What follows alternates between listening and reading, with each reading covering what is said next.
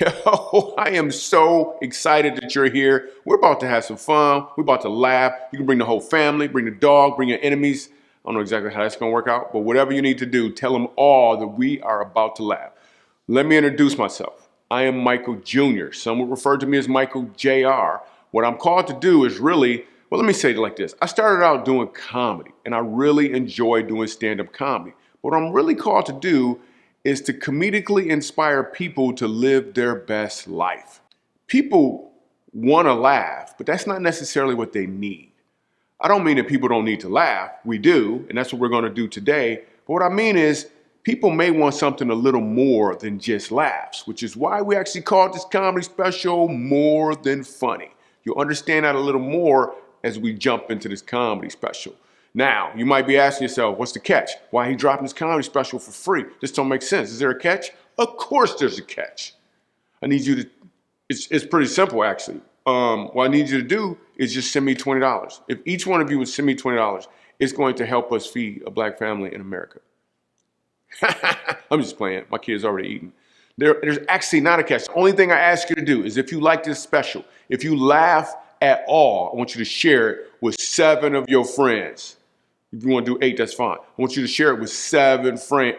7 friends, for real. Like, you could do that. Who can't share something with 7 doggone friends? You could probably do way more than that. That's what I want you to do. I want the laughter to spread on and on, but it's not just laughter. There's also some inspiration. So share it with 7 friends after you see this thing. If you don't have 7 friends, I need you to reevaluate how you're showing up in life.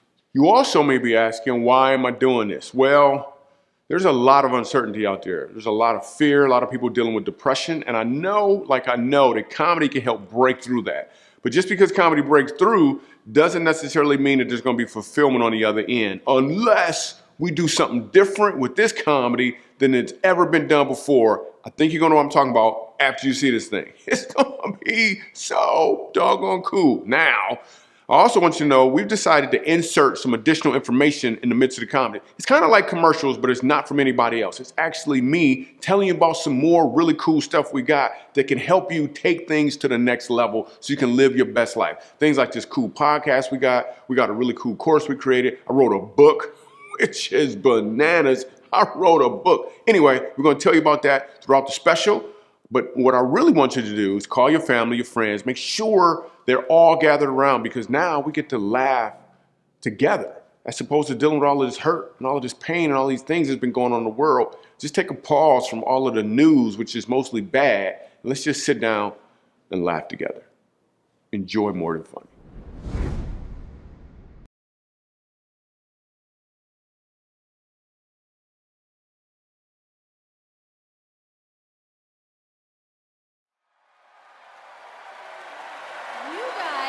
Are going to be a part of a live filmed movie. The name of this movie is More Than Funny, and tonight you guys are going to be experiencing the more, and we're going to have a lot of fun tonight.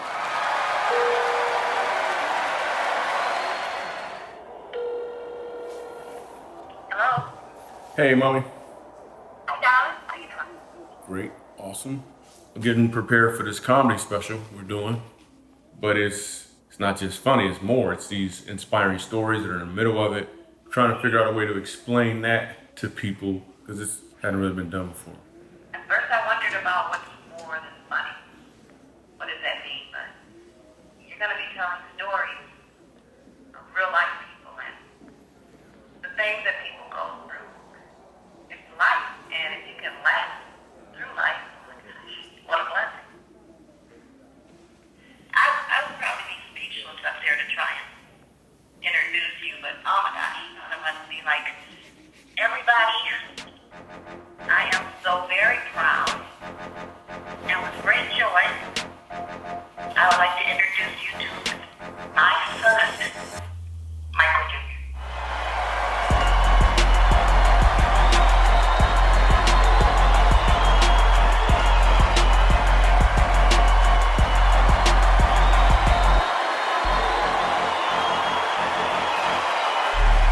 You guys are awesome.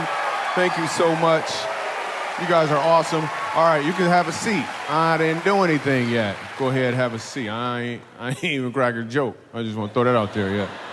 All right, I'm just gonna get started, man. I got some fun. Let's get in this. I love being a dad. Like, that stuff is the best. It's one of the best responsibilities. I got 5 kids.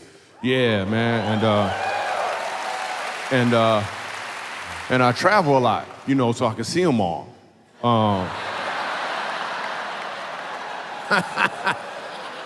I'm just playing. I don't see them. No, I do have 5 kids, and whenever you have a big family, you have to figure out ways to save money, right? We want to get our family pictures taken. That stuff is expensive. So we did to save money, right? So we all got in the front seat of the car, look both ways, and rent a red light. That's what we did. Yeah. 2 weeks later, the picture came in the mail. But my son blinked, so we had to do it again. So I was doing that joke in prison recently, right? I wasn't in prison like, hey, I'm funny, get off me. It wasn't like that. Whenever we're doing a big comedy event, sometimes we'll stop at a homeless shelter, a prison, abused children's facility. We'll stop there and we'll do some comedy for the people, right? So I'm at this prison and I do comedy at a prison. Some of y'all looking at me. It's a captive audience. We'll throw it out there. So we're at this prison, and I do the joke about the red light, and 75% of the prisoners laugh, the rest of them, nothing. Then I realized what was going on. Some of them had been locked up for so long, the dude next to him had to explain the joke. He was like, see, nowadays, when you run a red light, they send a picture with a ticket in the mail. Then he looked at the dude next to him and was like, a red light is what they use for traffic when you go down the road. And then he said, a road is what they use. Where am I right now? I don't work that hard to find comedy. It just kind of shows up. I took my daughter to get a toddler bed, and it came with a 20-year warranty.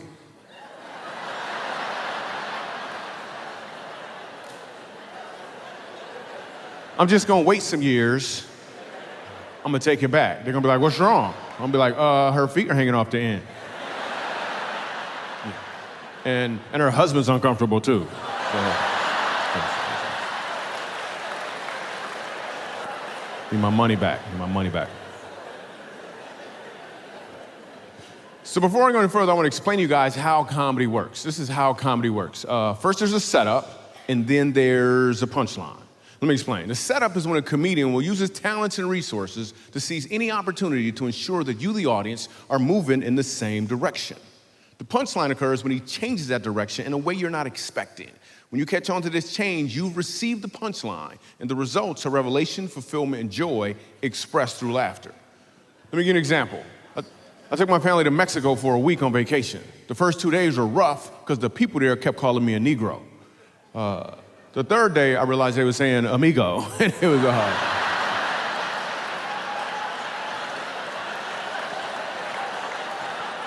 Did you see what happened there?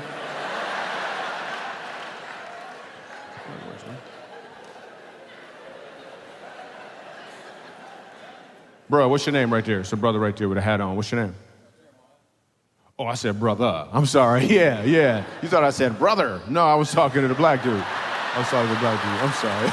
My bad. I was talking to the, I said, brother. Okay, cool. All right, cool. I'm sorry. He's like, no, you're a brother, but I was, okay. Oh, brother. Any sports fans here? Anybody like some sports? Yeah, me too, man.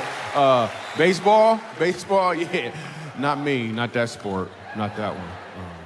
I'm just not into baseball. I got some friends who play Major League Baseball, right? And they invited me to a game. And I've never been to a baseball game before, ever. So I go to this Yankees-White Sox game, I'm sitting behind home plate. First thing I notice is everyone in the stands seems to be a little tipsy. But I wasn't sure till the 7th inning. And everybody stood up and they started singing a song. What's the song? Take me out to the ball game. We're already at the ball game. You don't even know where you are right now? Now, some people say baseball players are athletes. Some people say they're not. I don't know. I'm just watching the game, and this dude gets up to bat, right? This swollen dude. He was a Yankee too, so he had the stripes on. So every time he breathed, it looked like somebody was trying to break out of jail. So he pitching the ball, it's like a base hit. Dude takes off running fast as he can, but it's really not that fast. When he got to first base, he was done. And he did something I'd never seen in all of sports before. He went like this. Anybody know what happened? Another human being showed up, took his spot, and started being athletic for him. He went and sat down. I'm like, are you an athlete or a half-leet? What just happened? You never see that in football, Peyton Manning about to get sacked? Wait a second. Yo, bring it in, dude. Yo, stand right here, that dude gonna hit you. Yo, they called him a pinch runner. I would love to have a pinch runner in life. Your wife asks you one of them complex questions. Hey, does this dress make me look big? Hey, bring it in, dog. She got a question for you, man. Stand right here.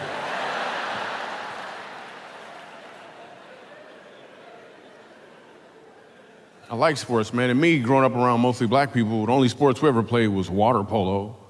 Weird, man.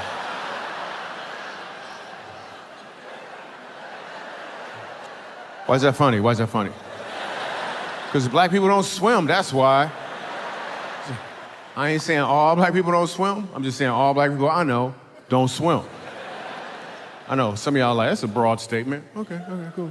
What's your name? Right here is the sister right front. What's your name? Amber. Sister, ooh, I was hoping for a Keisha. Okay, okay, Amber. Okay, what's your friend's name? I'm gonna go over here. What's your friend's name? Your sister. Ariel. Okay. Ariel. Have we ever met before? No. Okay, cool.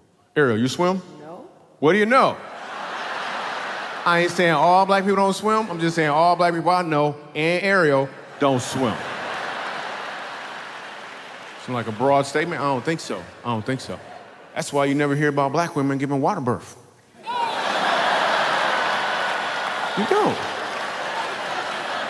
First of all, it would take too long, right? She's like, is my hair gonna get wet? I'm not gonna be just, No, think about it. The baby will be like, what? No, not right now. No.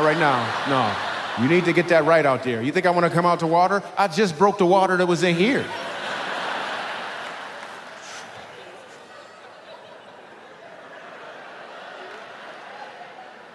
I'm trying new sports now. I went ball hunting recently. Some people call it golf or whatever.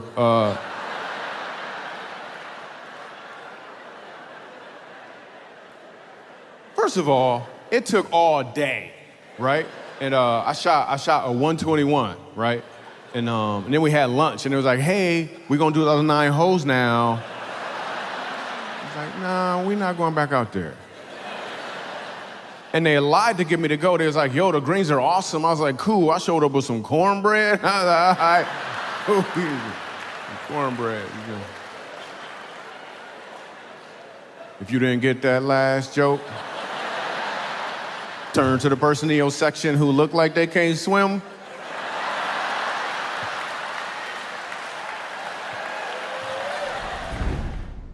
Yo, I really hope that you're enjoying this special, like for real. It's comedy and it's special. I hope it's special to you, but you don't even know yet. You don't have any idea yet what's about to happen. I don't know if it's in like 8 to 10 minutes or so, but we're about to make a turn that kind of separates this special probably from any other comedy event that you've seen before. It's gonna be really, really cool.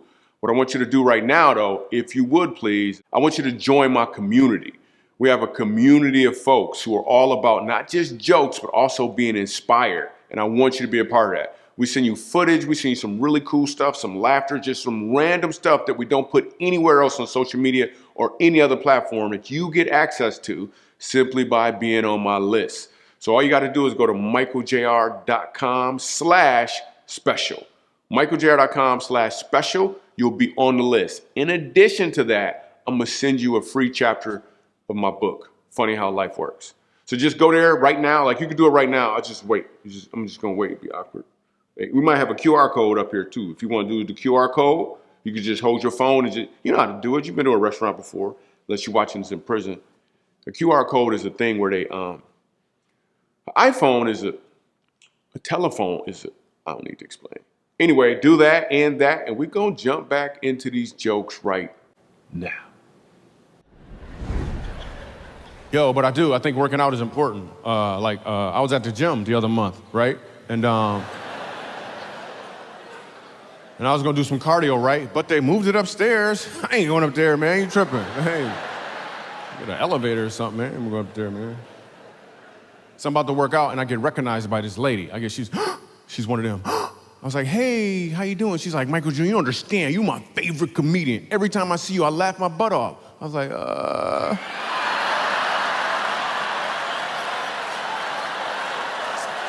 Keep laughing.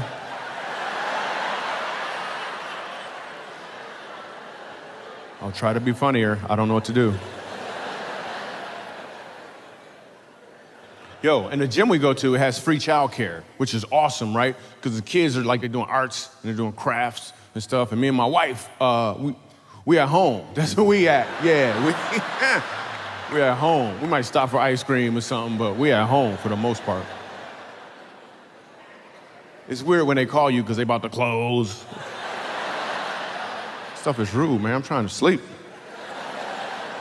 But that's not gonna happen no more because we're good parents. We joined 24-hour fitness, so yeah, we just pick them up on the way to work the next day. Yo, any coaches here? Anybody coach anything on any level? Anybody coach anything? What do you coach? Baseball. Cool. How long you coach baseball? 30 years? You're not done yet? What do you do when you're not coaching?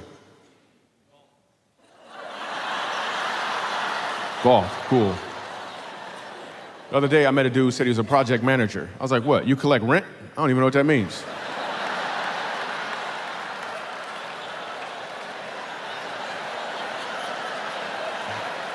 Anyway. So you've been coaching for 30 years. So as a coach, have you ever said this or something like this? Have you ever looked at your team and said, listen, the stuff I'm teaching you here is not just about this game. You can apply it to life. You ever say that? Exactly. Here's the thing about that statement, coach. It's not true. I need you to stop saying it immediately. Let me explain. Straight out of high school, I got a job parking cars. One of the cars was really nice, so I took it for a little spin. Company found out my boss lost the account. He was yelling at me, screaming. I didn't know what to say or do. I thought back to my high school football coach. I looked at my boss, I was like, you know what, man? You win some, you lose some, man. You can't let this one loss get you down. Listen, the important thing is I went out there and I had fun. You know?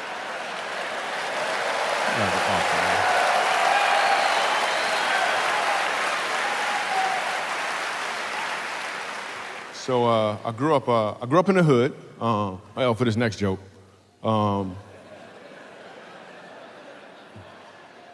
It was rough too. Like if you wanted a pizza delivered, like the police had to bring it. The place, it was called Popo John's. That was the name of the place.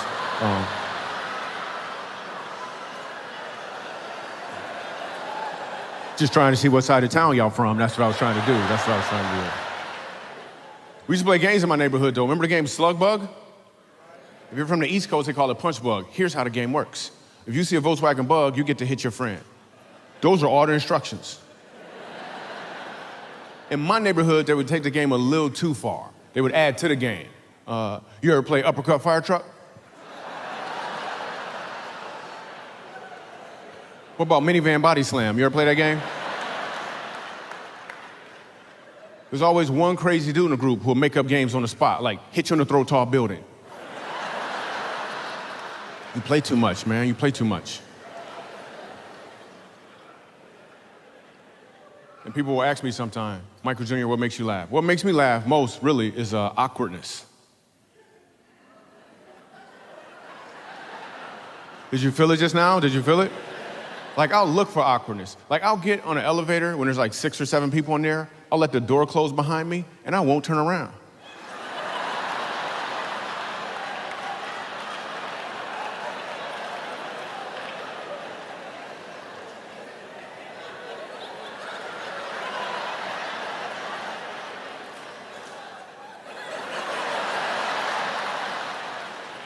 And then I'll say something random like, my shoes are on upside down. And then everyone gets off on the next floor. And then I just giggle my way to the top. It's so much fun. Another thing I do, right? You gotta try this. This is so much fun. Like, I'll use a phrase the right way that most people use the wrong way. It creates awkwardness, and it's so much fun. Let me explain. So I walk up to somebody I don't know. I never met him before in public from a little distance. I walk up to him and I'll say, hey there, stranger.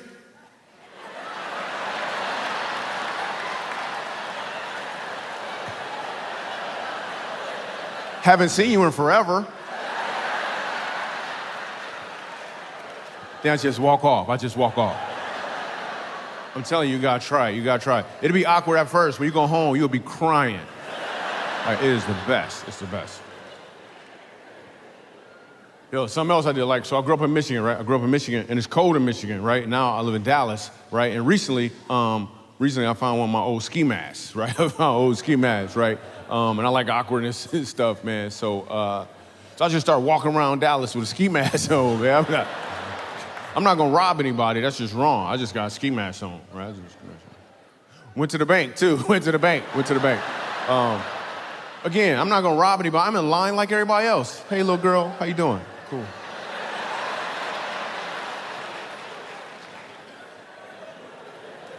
Reason I went to the bank is because, like, what they gonna do? Have you seen the security guards at the bank?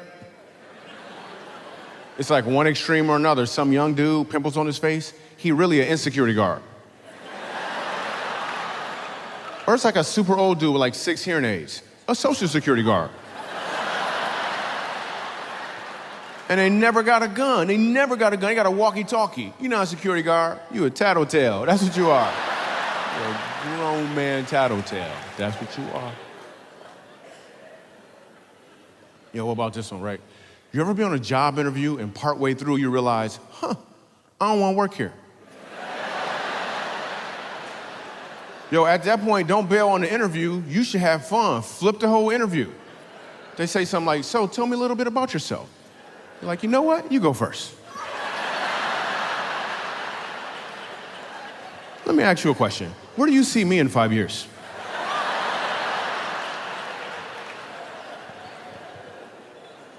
Because they always ask those weird questions. They ask questions like, they'll say, so tell me about a time you had a disagreement with a coworker, and then tell me how you worked it out. Like, oh, okay. Oh, yeah. So I had a colleague who actually took credit for some work I did. Like, they didn't do anything on the project. I fully did it, and they took all the credit. So what I did, right, I walked over to their cubicle, right? And then fast forward, here I am, you know? Yeah. So,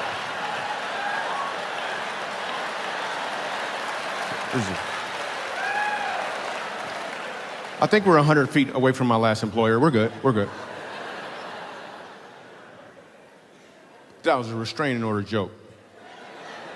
I just made it up right now. It wasn't even scheduled. It was just popped up in my head.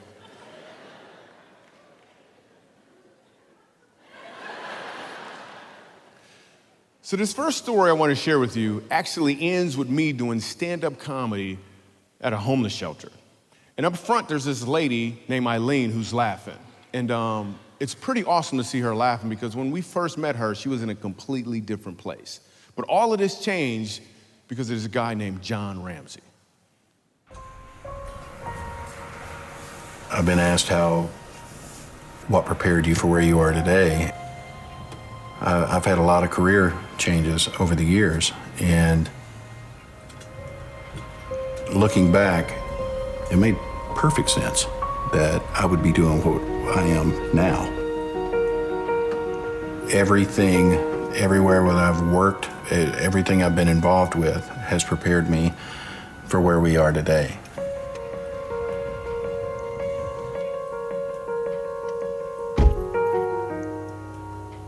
But you go to the people who don't even want to be or can't be in an actual shelter. Right. So they live in the woods. And how do you find people who are in the woods? Like, well, how does that work?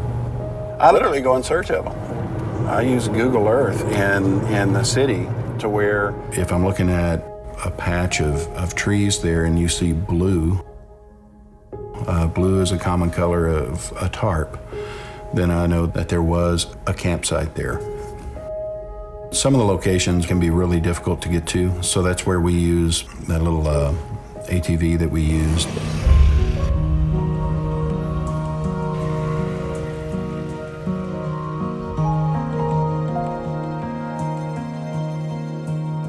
You go out there with the goal to minister to them, and they minister to us when we're out there.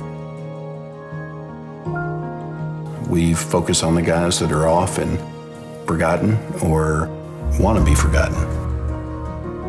We want to help them put their lives back together. We want to help them leave the street.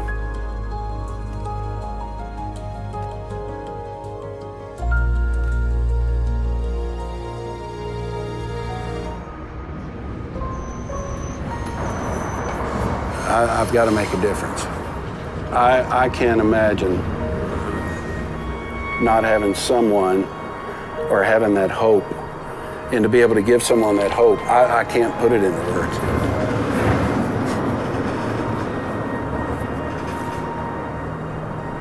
I can't imagine being without it.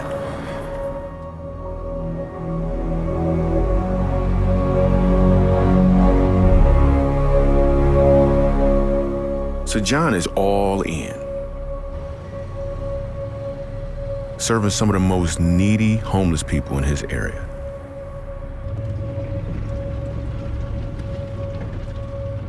This is where we first met Eileen.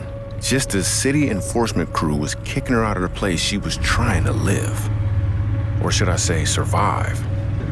I got to see firsthand how important John's work is and the power of the word hope. We're coming to. I'm John with Hands of Hope. We're. Oh my God. Okay.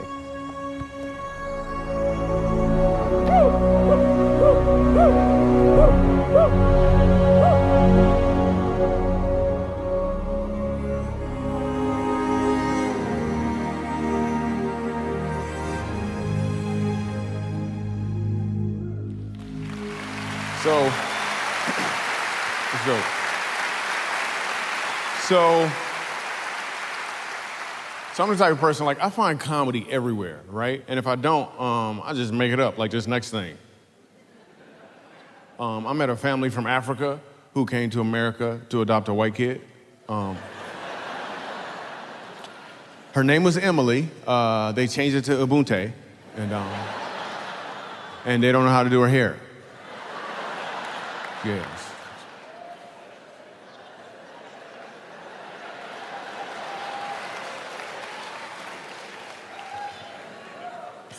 There's some adoptive parents over there cracking up right now.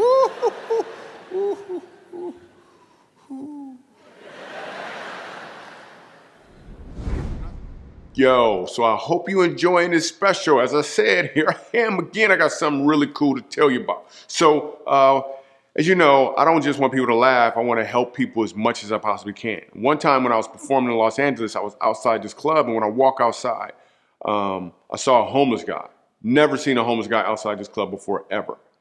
But I had this thought. I was like, what about him? How could I give him an opportunity to laugh? So this is actually what inspired the thought, which inspired me even more to start a nonprofit I have called Funny for the Forgotten, where we do things like we go to homeless shelters, we go to prisons, we go to abused children's facilities and locations like that, and we take comedy there. We make laughter commonplace in these uncommon places because these people really, really need to laugh. So if in any way at all you want to support us at Funny for the Forgotten, you could do exactly that. You can go to funnyfortheforgotten.org and help us make more laughter common in those types of places. People really need to laugh, not just me and you in these circumstances. There's people who are doing way worse, and if we can bring them to funny, that's what I want to do. So if you want to turn your money into that sort of funny so people can have more joy in their life, let's work together, like for real. Other than that, let's jump back in this comedy special. I hope you're liking it, like for real, because I'm having a blast watching it. Is that weird that I like watching myself? That sounded weird. Anyway, check it. When I was in school, I used to struggle with my reading, right? My teachers tried to tell me I had ADHD. I ain't paying no attention, whatever. And my uncle would try to make me feel better, right? He'd try to make me feel better. He'd say stuff like, don't worry about it, nephew. We math people. He said, you probably gonna be a math genius like I was. You got at least a 40-40 chance.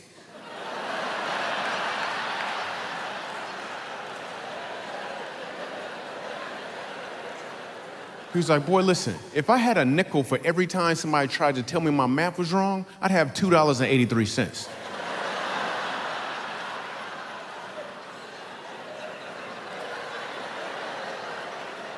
If you didn't get that last joke, you probably a math genius too.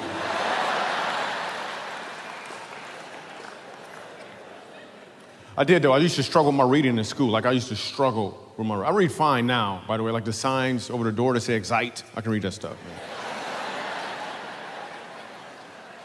But I used to struggle with my reading. I couldn't sound words out phonetically. It just didn't work that way. I would have to look at the words differently. I would look at the font size, the color, the positioning, what's in front of it, what's behind it, how people responded to it. I actually came up with 7 different ways to look at a word to determine what that word was. Then I got really good at it to the point in high school, people didn't know I wasn't really reading. I was just working it out really, really fast. Now as an adult, I read just fine, but I still have this ability to look at words and people and situations 7 different ways almost immediately. In fact, it's the primary place that I pull my comedy from. So there are very things from my past that looked like it was a handicap. It seemed as if I was dealt a bad hand. It's almost like I was practicing, even though I didn't know I was practicing, because that's, again, the primary place I pull my comedy from. So let me say this again so you can hear what I'm saying. That thing from your past, the fact that you never met your dad before, your mom was an alcoholic, whatever, you were molested as a child. God didn't cause that, but he'll use it in preparation for what he has for you to do. Chances are you've been practicing. Maybe you didn't know you were practicing. So as a result of this practice, I find funny everywhere, like for real. So I'm at the airport the other day, and this cool little white kid walks up to me and asks for an autograph. I was like, cool, what's your name, buddy? He said, I'm Tanner. I was like, no, you're not.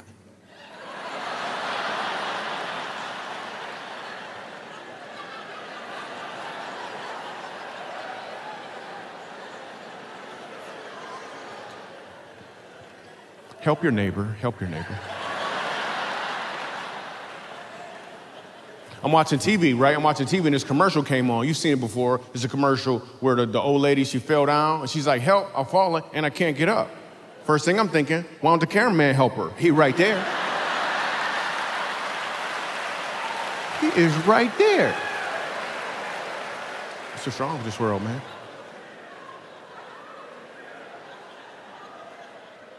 I get random thoughts like, did God give chickens wings just for us? They don't even use them. They're just working them out all day long. Look at that wing right there. Man, look at that wing. Somebody gonna love that wing right there, man. You put some hot sauce on that wing, man, some salt and pepper. That's gonna be a good wing for somebody, man. I wrote a Your Mama joke. I don't really do Your Mama jokes, but I had one pop in my head, right? So I'm gonna do this Your Mama joke, but the reason I'm gonna do it is because there's a learning opportunity on the backside of this Your Mama joke. So I'm gonna do the joke, then we're gonna see what we can learn on the back end of it, all right? Here's Your Mama joke. Your mama's so fat, they couldn't even lift her up in prayer.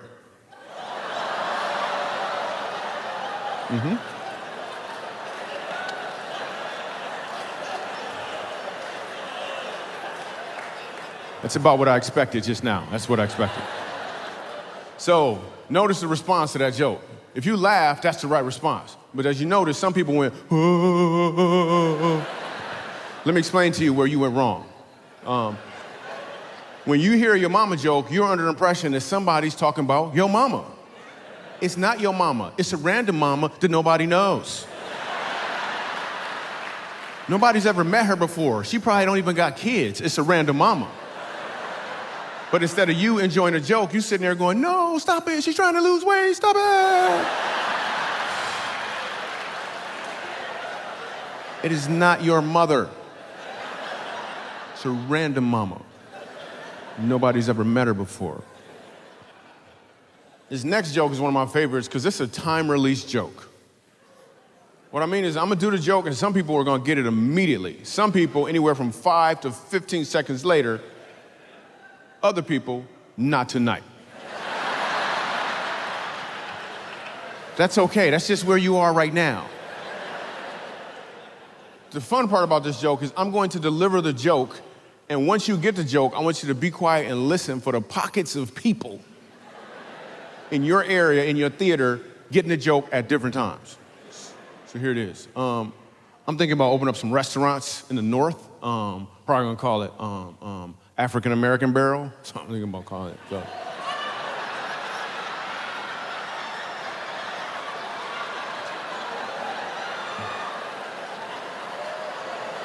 Oh, just now. Okay. Cool. Did you just help her right now? Was you just whispering? African American Barrel. Cool. I see some fake laughs too. That's a good one. Ooh, that's my favorite one right there. I like that one. You have no idea what just happened. My kids love animals. They love animals. We don't have any, but when they see them, they get excited. My son, 4 years old, he wanted a fish. A 4-year-old boy and a fish. Listen, I already know this not gonna work out for the fish. On the way to the pet store, I want to get my money's worth, right? So I stop at the grocery store and got some hot sauce, just in case it don't work out. Let me open the demographics on that joke a little bit. I got some tartar sauce. Too. Yeah, that's tartar sauce. So we're going to get a fish, right? And I know this not going to work out for the fish. He's 4 years old. And we get to the pet store. It's almost like the fish know it too. I walk around the corner, I see the aquariums, the fish swimming off fast. My son come around the corner, all of them slow down. My son pointed at a fish, he's like, Dad, I want that one right there. And for real, the fish went like this.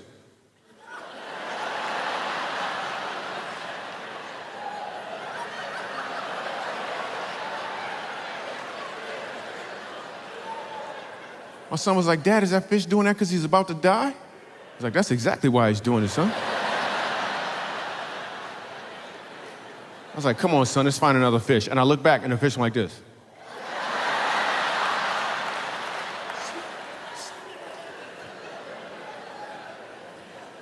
My daughter had a hamster. I say had a hamster, because we were in the backyard playing, and a hawk or something. She's like, Daddy, where's Mr. Jacobs going?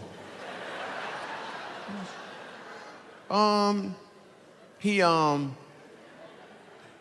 hang gliding. Yeah, he going hang glide. We gonna pick him up later at the pet store. That's what we gonna do. We're gonna pick him up later at the pet store. Yeah. If he has a good time, he might look different when we pick him up, though. I didn't really have a lot of pets growing up. I had a pet fly. And I didn't want him to get away, right? So I pulled his wings off, and I named him Walker.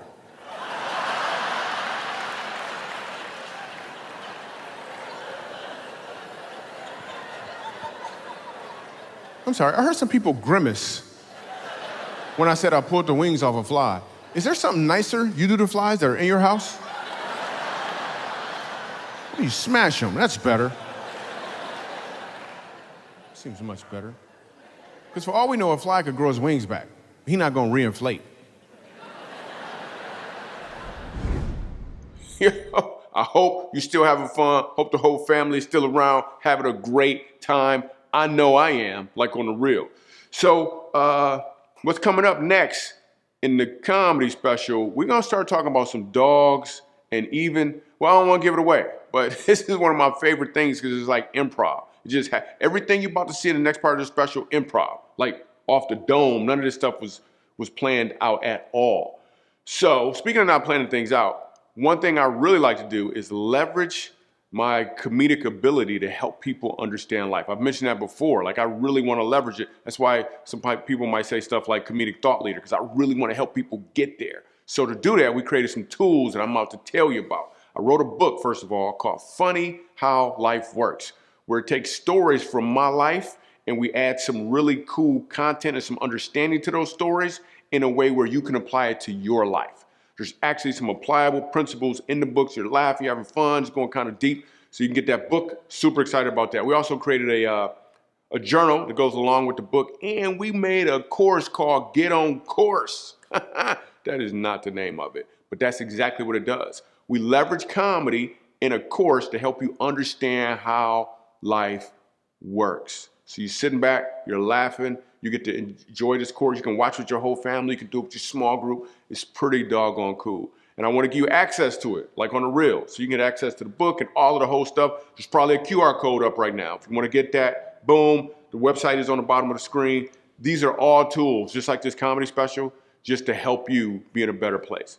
People will come to my events and read my books and whatnot, hoping to insert more laughter into their life. But I know what I'm really called to do in addition to that is to insert more life into their laughter. And that's what we're about to do. That's exactly what my goal is. That is what I desire to more than anything. So any of these things I tell you about, all of it is with the goal of doing exactly that, inserting more life into your laughter. So truly is funny how life works. And if I can help you understand how, I got a podcast too. Forgot about that. Got a podcast called Funny How, I think you know. You know what it's called. Anyway, with that being said, let's jump back into these jokes. When I was a kid, we had a dog, right? We had a dog. Clap if you got a dog. If you got a dog, clap. Cool. So keep clapping if you love your dog. Yeah. We just had a dog. Wasn't no love or nothing. Like, we don't even know where he came from. Like, that dog he just showed up one day, man. We don't even know what kind of dog it was. We didn't spend no money on him. We just, literally, we don't know where he came from. This is our whole relationship with our dog, right? We had a dog, took him to the vet, got the bill, left him there. We never saw that dog again, man. I remember asking my dad, I was like, Dad, what happened to our dog? He was like, he can't get out.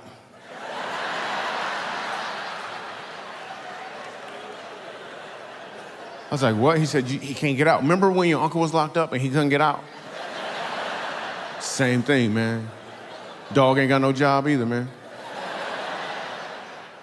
Some people love their dog, though. I think it's cool if you love your dog. As long as you know the dog don't love you back. It's true. Hurts a little, but it's true. Hear me out. If you have dog food and your neighbor has steak, you ain't got no dog no more. So I said that one time at this event, and this lady waited 45 minutes in an autograph line to prove to me her dog loved her. 45 minutes, right? She walked up to me, she said, I got something I want to show you. She hands me a newspaper article about her and the dog. She pulled it out of her purse. First question, why is that in your purse? Like, you just came to the comedy show with an article about you and the dog? So she showed me the article, and it talked about how the dog saved her life. Apparently her house caught on fire, and she was asleep. And it said the dog would not leave her side. It kept barking and barking and barking till finally she woke up and they got out the house safely. I was like, wow, that's amazing. Wow.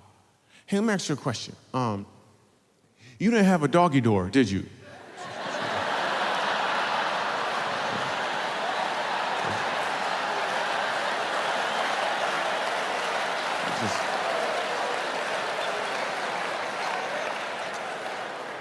I think the dog saved your life too. The dog was like, oh, you coming too? Well, come on. Come on. I didn't know I could do that with my paw. Come on. If I get a dog, man, if we do get a dog, I would name my dog something useful. Like I would name my dog something like Grandma. Hear me out. Dog named Grandma's awesome. Your friend calls you up. Hey, can you help me move to the 5th floor of my new apartment building? To which you could reply, ooh, I'd love to, but I'm supposed to take Grandma for a walk.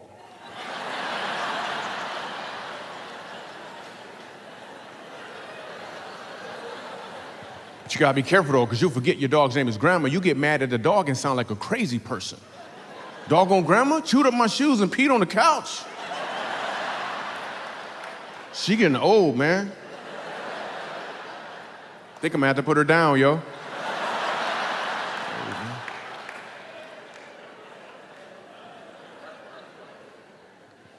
So, I have a theory about dog names.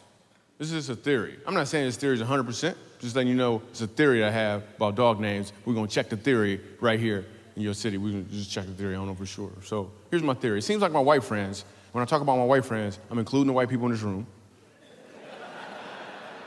It seems like my white friends, most of the time, give their dogs human names. Black people, not so much. I could be wrong. I don't know. Let's find out. If you're a white person, you have a dog, raise your hand. If you're a white person with a dog, cool. I'd like to talk to this lady right here with a stripe. She got a striped shirt on, blue jeans. Yeah. Can you give her the microphone? Cool. Yeah, she got a mic for you so everybody can hear you. What is your name? Angela. Angela, cool. First of all, Angela, what kind of dog do you have? She is a Shibu Inu. Shibu Indian. Okay, we on the right track already. We was on the right track. Yeah, that is not a black dog. That's not a black dog. And what is your dog's name? Haley. Thanks for playing along. All right. Need another white person with a dog. I'm looking for another white person with a dog. Yes, you gotta go give her the mic. You can give her the microphone. Cool. And what is your name? Laurie. Laurie. And what kind of dog do you have? Well, I have a border terrier. Okay, cool. Did you get him on the border? No. And Not quiet.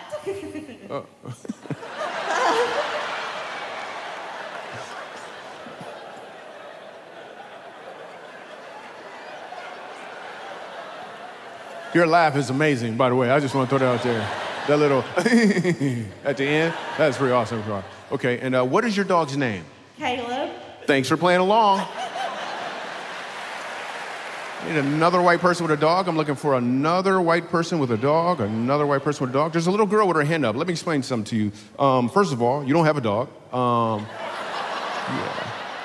Yeah, your parents have a dog. You have a furry roommate. Yeah. Let me ask you a question. How much does dog food cost? Oh, you don't know, do you? Yeah. You know why? Because you don't got a dog. Cool. Looking for another white person with a dog. I'm gonna go to this guy right here. Awesome. And what is your name, sir? Jim. Jim. Yes. People always talk about going to you. Do they show up? Mostly the out of shape ones, but anyway. I'm gonna do the jokes, man. Let me see if I got this right. You came to the comedy show with your own jokes. You don't go to Starbucks with some coffee grounds in your pocket, do you?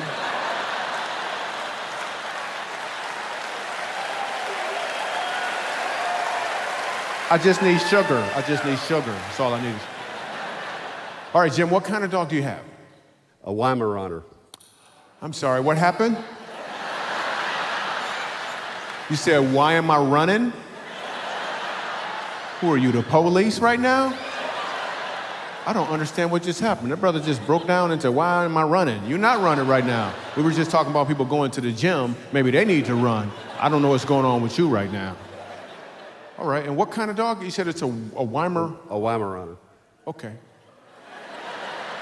Raise your hand if you know what a Weimaraner is. Cool. Look at the complexion of the hands right now. So I'm gonna point that out. Did you see that? Did you see it? The whole room got brighter. Did you see it? Okay. And what is your dog's name? Tobias Odendahl von Bern.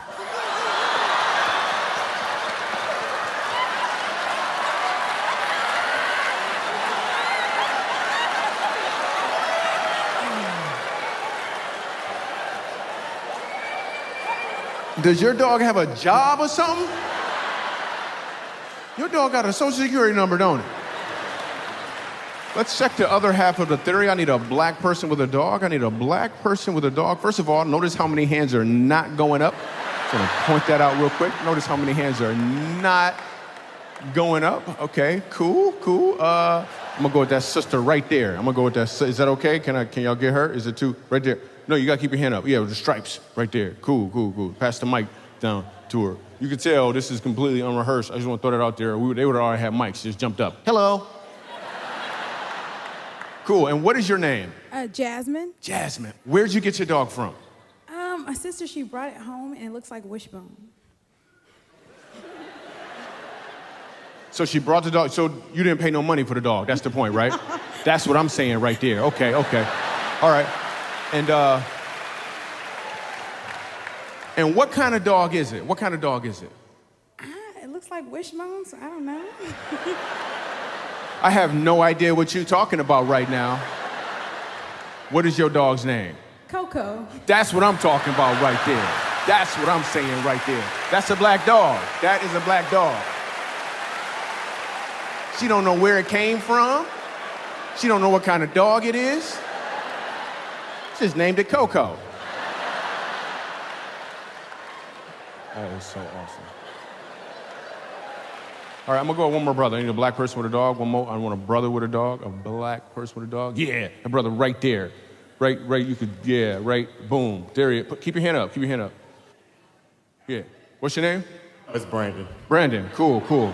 And what kind of dog do you have, Brandon? I have a pit mix. Pit mix. That's what I'm talking about. A pit mutt.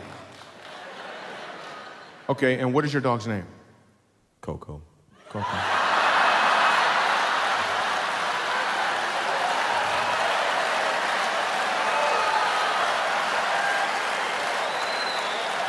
When was the last time you saw your dog?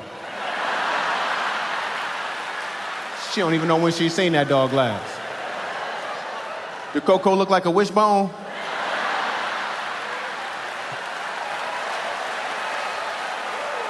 Here's the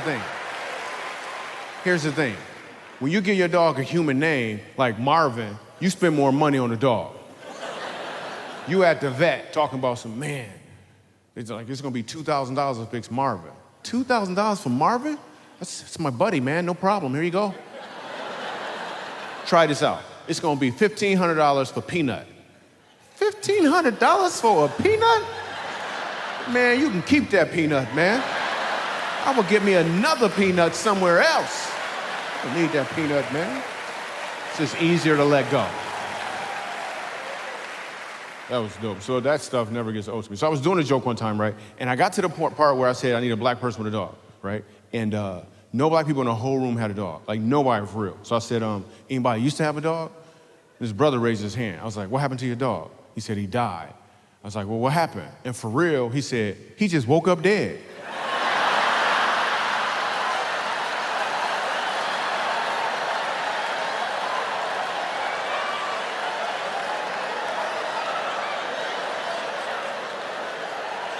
What are you talking about right now?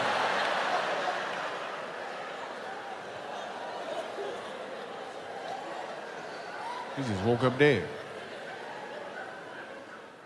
So not too long ago, I had a very interesting conversation with this guy from Grand Rapids, Michigan. We talked for a while, and then I found out he's actually a pizza delivery guy.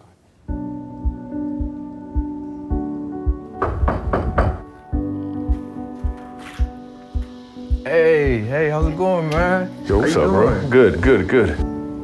My name's Lamar. Currently, I'm a pizza delivery driver, just deliver pizza. You have generous people who gives you a nice tip, and then other days you have people who don't give a tip. If you have bills that's piling up, you kind of bank on going to work hoping that it's a good day. There's moments, when I'm delivering pizzas where I'll have an inspiration or an idea that comes to mind. I'm at work, I have to put in the time there to make sure it ends meet, and then come home and, do what I love to do, which is art.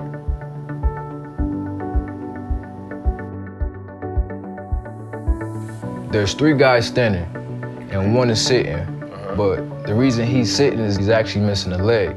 3 guys standing up, their lines are in shallow water, but this guy sitting, his line is in deeper water. Pass hurts, but it places you in a better position to catch the larger fish.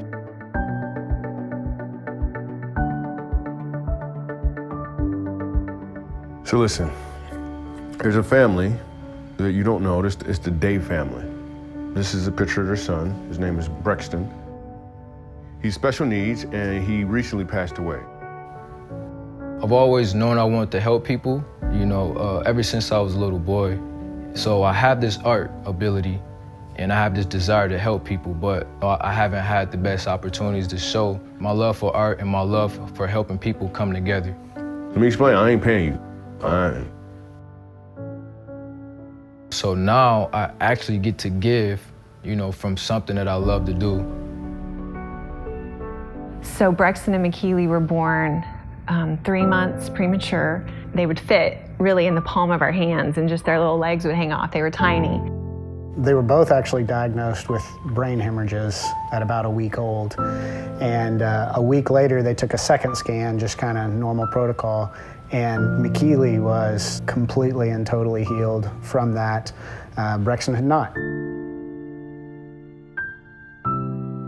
I really feel like we all have kind of a primary instrument that the Lord uses to sort of shape us and mold us. And physically was very limited. Mentally, he could light up a room. You know, just had the most joy, the brightest eyes you've ever seen, and just engaged everybody that he ever interacted with. We were just at this place where things were just about to get better. And one morning, we just went into the bedroom and he wasn't breathing and his heart wasn't beating, and called 911, and they came and they were able to save his life. But he was never the same after that. We're probably in and out of the hospital maybe 7 or 8 times with pneumonia. And after about a 3-week battle there in the ICU, he finally succumbed to pneumonia. Hey, you guys, I have somebody I want you to meet. This is Lamar, and he's a really great artist. He heard about your story, and he has a gift for you.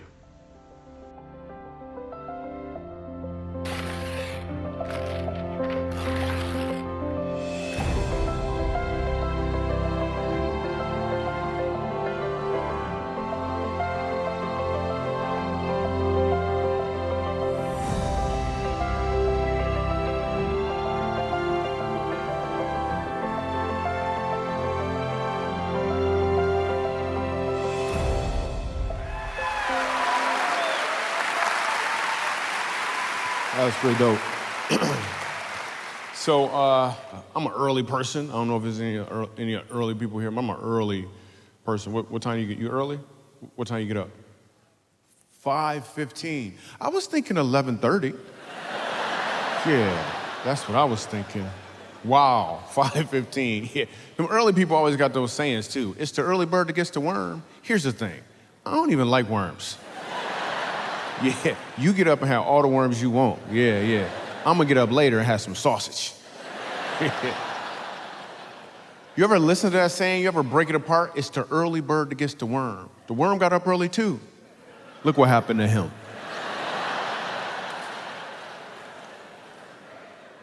And then you got those people who love to sleep. They say stuff like, there's some weird sayings like, I slept like a baby. I don't want to sleep like a baby. You woke up in the middle of the night crying. Wow. And your bed was wet. That's okay. Yeah. I'm gonna sleep like a grown man, if that's okay with you. It's a lot of weird stuff, people. What about this phrase? You ever hear this phrase? Boy, I wish I could have been a fly on the wall. Every time I hear somebody say that, I walk up to them and I say, and then what? No. You want to be a fly on the wall so you can hear the information that was in the room. Well, guess what? I did the research. Yeah, flies don't have ears. Yeah, you'll be just as ignorant as you currently are. But you will be a fly. Nobody listens to a fly. All we do is try to slap them. Plus, you got 2 days to live. You're making bad choices. Just walk off. Another thing that's weird, like Michael Jr. doesn't like it when people talk in the third person. That stuff is creepy. My neighbor Steve does it all the time. I'm going to get the mail, and I hear him, Steve thinks Michael Jr. should cut his grass more often. So I'll talk to him in the fourth person. It's like, somebody thinks Michael Jr. should tell Steve to mind his own business. He's like, why you say that? I was like, I ain't say it, somebody said it.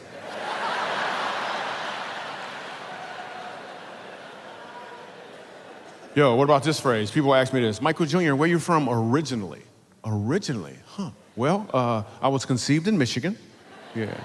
Before that, I was with my dad. Yeah.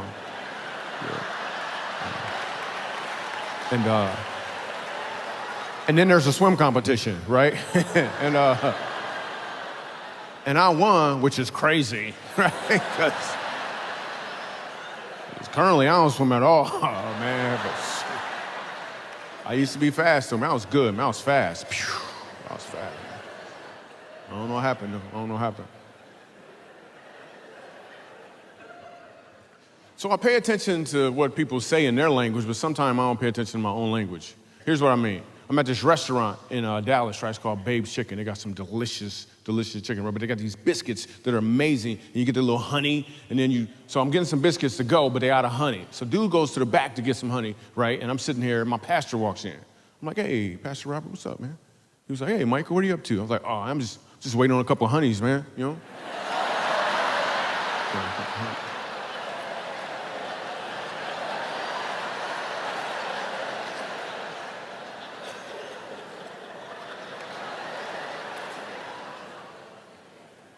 I'm not politically correct. It's a lot of work. Some people work hard to be politically correct. I don't even know where that stuff got started at. But they work hard. I'm at a coffee shop. There's a white dude in front of me. He ordered a coffee, right? And the lady was like, how do you want it? He looked back at me and was like, African American, please.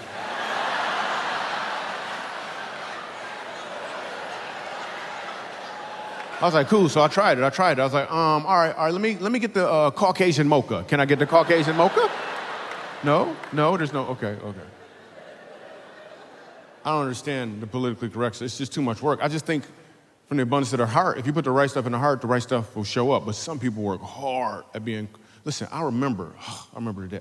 I don't know if you remember this or not, but I remember when I was black. I remember being black. I don't know what happened, man. I miss it, man. One day I was black, I went to sleep, I woke up, I was African American. I don't even know what happened. I didn't get an email, there wasn't a meeting or anything. Like I just woke up African American. First of all, that's too many syllables. You would never hear two black people calling each other African American. What up, African American? Yo, that's my African American right there. African American, please. Like, it's too many syllables. I'm cool with being black. Like, black goes with everything. I just want to put it out there. It does. It's a lot of work, man, paying attention to people and stuff, man. So me and my team was out, like we were doing this big show, right? And some of the team members, we had dinner together, right? So we're talking about language. So check out what happened. So at dinner is Akila, right? And then Rachel, who's Indian, it matters in the story. Then my white friend, Scott, was running late, right? Our waiter, who's also Indian, he's taking our order, and I'm like, okay, so I ordered a grilled chicken, mainly because I don't want to perpetuate stereotypes. And,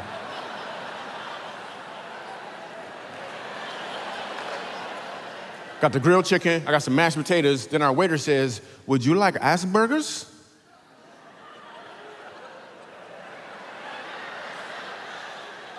I'm sorry, what'd you say? He said, would you like Asperger's? I don't think I want Asperger's, man. Do you have Asperger's? He's like, yes, I have Asperger's. I'm like, man, I'm sorry to hear that, man. But I don't want any Asperger's, man. I looked at Rachel, she was like, asparagus. I was like, oh. Yeah, I still don't want any, though. I'm cool, man. I'll probably never have them again, actually. I used to like them, man. Just then, Scott showed up late. I was like, Scott, guess what? He can give you Asperger's. Scott was like, what? He was like, yes, I can go into the kitchen and bring you Asperger's. Scott was like, can we leave here? Why are we here right now? This stuff was hysterical. So I gotta tell you about Scott. So listen, I'm about to tell you guys this story. Here's what's gonna happen. About halfway through, about 53% of this audience is gonna laugh really, really hard. Then I'm gonna have to fill in the other 60%, right?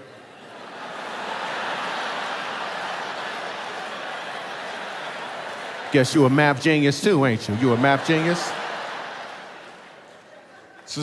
So halfway through, y'all gonna laugh really hard, then I'm gonna fill everybody else in, and then we're gonna finish the story, right? So Scott is my boy. We've known each other since like the 3rd grade, white dude. Like he's one of my best, like I love that dude, right? Only problem with Scott is he does practical jokes. I don't do practical jokes. I just wanna talk. I wanna be doing all that work. But this opportunity fell into my presence. I had to take advantage of it. So Scott kind of confided in me that he was attracted to this black woman, right? And I was like, oh, so you have mixed feelings. Okay, that's what I said. That was funny. Anyway. So he said, he told me that he liked this black woman. I mean, I know the girl too. She's pretty, she got long hair. I know her, she's pretty, right? Tina, right? And he said, hey man, I don't know how to tell when a black woman is attracted to me. And I'm thinking, it's the same as any other woman. But I can't say that, because it's an opportunity.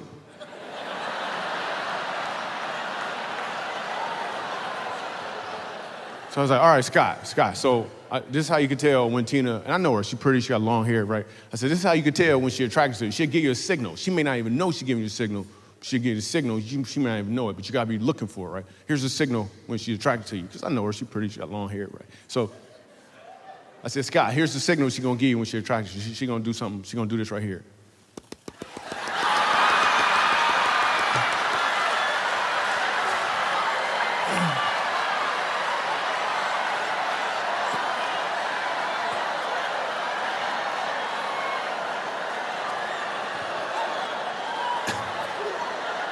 It's about 53%, right? That's about 53%? All right. Let me let the other 70% in. All right, so here's what's going on. Tina has a hair weave, okay? And when her hair itches, she can't scratch it like this. That's gonna mess up her whole hairdo. Instead, she gotta tap it like this. Scott don't know that though. Scott thinks this means, hey, big boy, come holler at me. That's not what it means. So I said, Scott, this is what you got to do. When she gives you the signal, you have to walk over to her real smooth. You got to say something like, hey, girl, I think that we've got to go out, right? And then you give her the signal back, Scott, right? But I said, Scott, you got to say it real smooth, though. You got to say, hey, girl, I think that we've got to go out.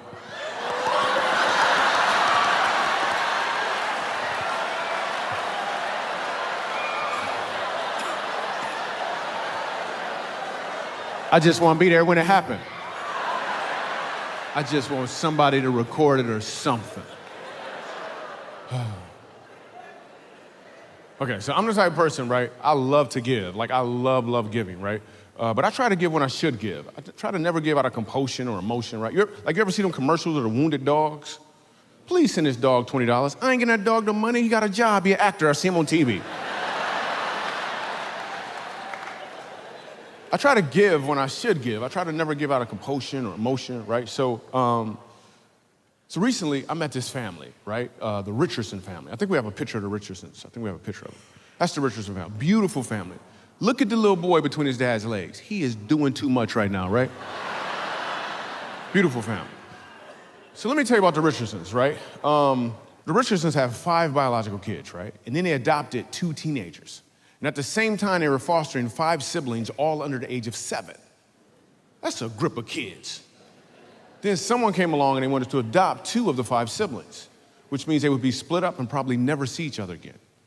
Well, the Richardsons, who don't make much money at all, they were fine with stepping up, getting additional jobs, doing whatever they needed to do, and they adopted the 5 kids, which was awesome, right? But then someone came along through some circumstance and they stole one of their vehicles.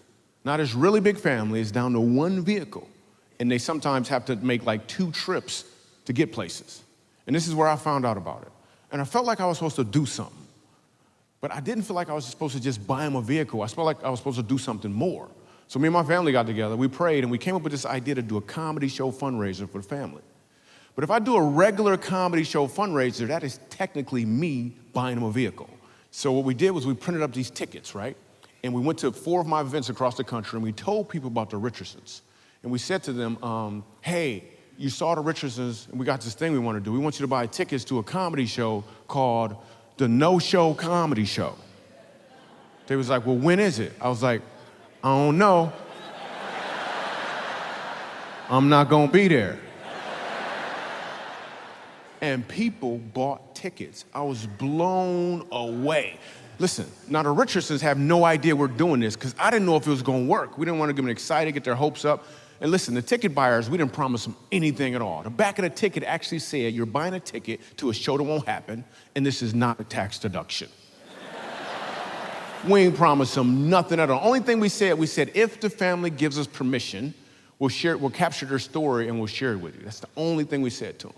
So I'm feeling like the vehicle to get for this family is a Nissan NV. I don't know if you've ever seen this before, but it's a big vehicle. It can fit like the whole family.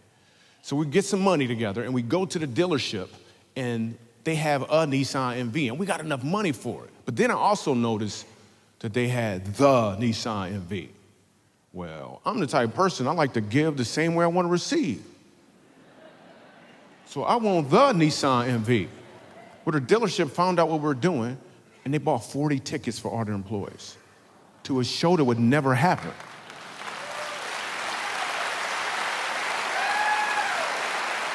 So we got to get the Nissan NV. So then I go over to the family's house to capture their story. They still have no idea we're working out this deal and getting this vehicle from them. They have no idea.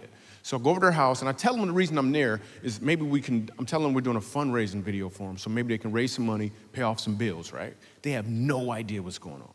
So I go over to their house and they're telling me about these kids that they adopted. And some of the stories are really hard to hear because the kids have been abused and it was just hard for me to hear. And I remember I needed a break. I was like, hey, can we just take a break for a second? And I remember going over by the kitchen and they had a picture on the wall that they had cut out of a magazine. And it had been on their wall for 2 years. This is the picture.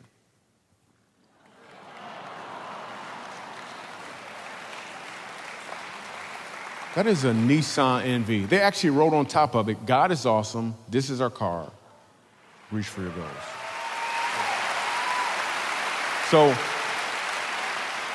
So here's the thing, we have the family's vehicle. Not only do we have their vehicle, we now know we have their dream vehicle. And the family doesn't know it. Now all we have to do is figure out a way to deliver it. Well, I do comedy. Delivery is what I do. So we all go to their house. They're all piled in to watch the video. But what we really want to do is watch them watch the video. Because in the midst of this, I'm going to sneak out, go outside, interrupt the video, and it's going to be me in front of their house introducing them to their brand new Nissan NV. Check it. I know you're in there sitting on the couch wondering if this is actually a real live video. Well, it is. And the reason I'm in front of your house right now is because I would love it if you and your whole crew and everybody else would simply just come outside so you could see your brand new Nissan NV. Serious? Like it's yours on the wheel. Check it. Come on up. Like, come on.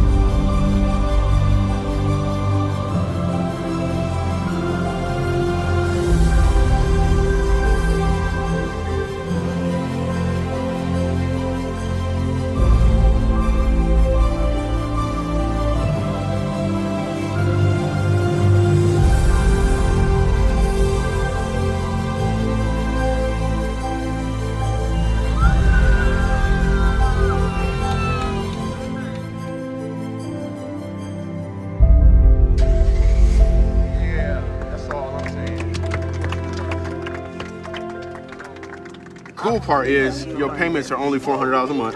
So no, no, it's completely paid for, 100%. No, it's completely paid for. This isn't a Michael Jr. thing. This is about a family and people y'all never met before, heard y'all story. We decided to do a comedy show fundraising, but there actually wasn't a show. So people all over the country, my fans, different places, got together and bought tickets to a show that don't even exist.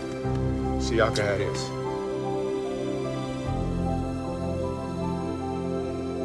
I don't know how to repay anybody for doing something for me like that. And now you're in a position where you just need to receive. I received it. I received it.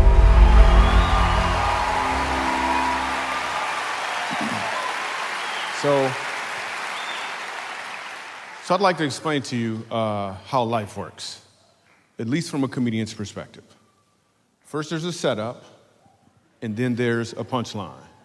See, your setup is your talents, your resources, and your opportunities. And most of the time, we use our setup to ensure that the people around us are moving in a direction that serves us, which means the punchline occurs when you change that direction in a way they're not expecting.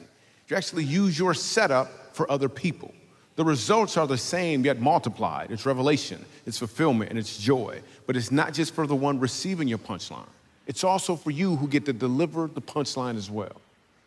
If I asked the question, what is your setup? Chances are all of you would be able to tell me. Because your setup is the fact that you got a house, you got a car. Your setup is about what you received. But what if I asked you the question, what is your punchline? Because your punchline is about what you're called to deliver. And if you know your setup, which we all do, but you don't know your punchline, you'll realize that something's missing. And what you'll try to do to fill that void is you'll think you need more setup.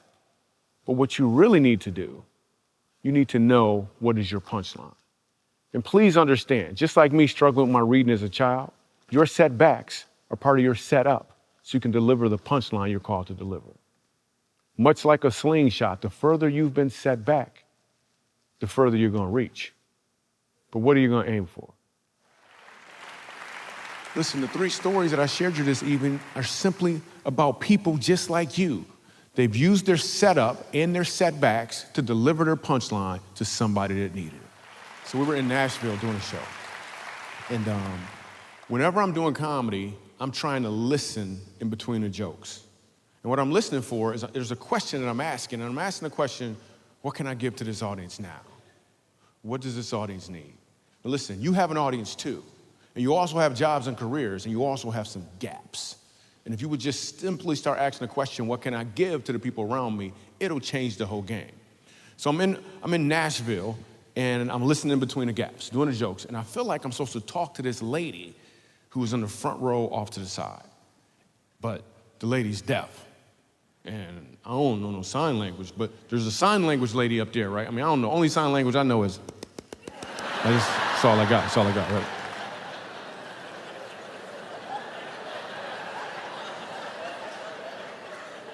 So I'm listening between the gaps, and I feel like I'm supposed to talk to this lady. So I asked the sign language lady, I said, hey, can you ask her to come up on stage, please? And the whole crowd kind of froze.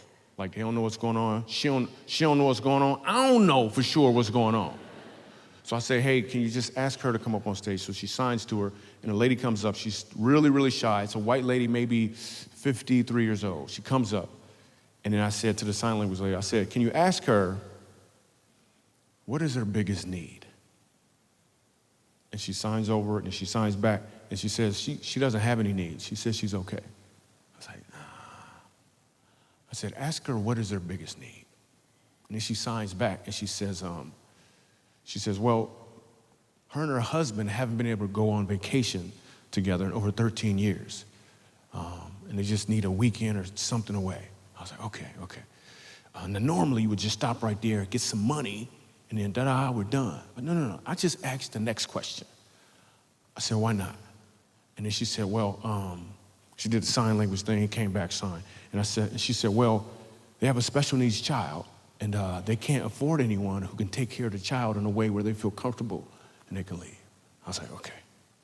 So I turned to the audience and I said, where is the special needs nurse who can deliver their punchline. And the room is silent. They're still in shock. I'm in shock. We all kind of tripping. So nobody said anything. Then I said, where is the special needs nurse who can deliver their punchline? And you hear a voice come from the balcony. This lady says, here I am. Yo, and this lady comes walking down, and we connect them, and the whole room is done. Done. Now, if we would have just collected some money, nobody would even remember that story. But somebody showed up with their punchline ready to deliver, and somebody else was there ready to receive it.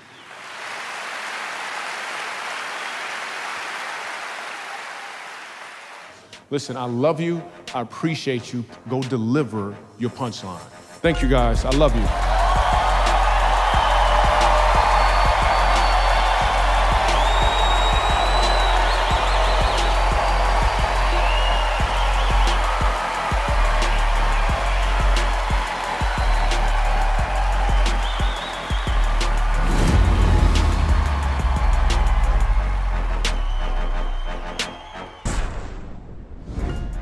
Yo, I really hope you enjoyed this comedy special. We called it More Than Funny because we wanted it to be more than just funny. I hope you understand what we meant by that by now. Now remember, if you could, please share this special with as many people as you can. At least 7 people. Like, you got at least 7 people. Some of y'all got some probably really big platforms. I don't want you to share it because of me. I want you to share it with the people because of them.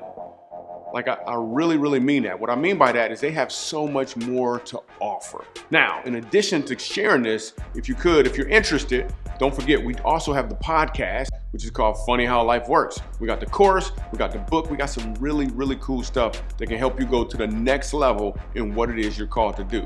So if you want any of those things, by any means, go to the website, use the QR code, you can get it. But more than anything else, what I want you to understand is that you are more. Yeah, you're a mom who stays home with the kids. You're so much more than that. You're a dad who goes to work. You're so much more than that. You're a coach, but you're so much more than just that. And if I can help you understand that you're more, if there's anything I can do to help you in any way, that's exactly what I want to do. And we're going to use laughter. We're going to have fun in doing so. But regardless, if you never see me again, I want you to understand you have so much to offer this world. Don't let anybody tell you anything different. You're amazing. You are made awesomely, and there's something for you to accomplish. You're here for a reason. There's a purpose that you're here, and I and we need you to accomplish it. I appreciate you so much. I love you. Thanks for watching. It's a setup, and then it's a punchline. Your setup is your talents and your resources. Then you figure out how you can reinforce it. Punchline or platform reinforcement, and the punchline is when you change the direction. Pain and aggression turns to range in the message. The punchline is when you change the direction in a way where people ain't expecting. We gon' make the world turn around. Interception. Use your setbacks as a blessing, and then teach the lesson. Serving each other. Pick up all your sisters and then go pick up your brothers. Be the punchline and keep punching.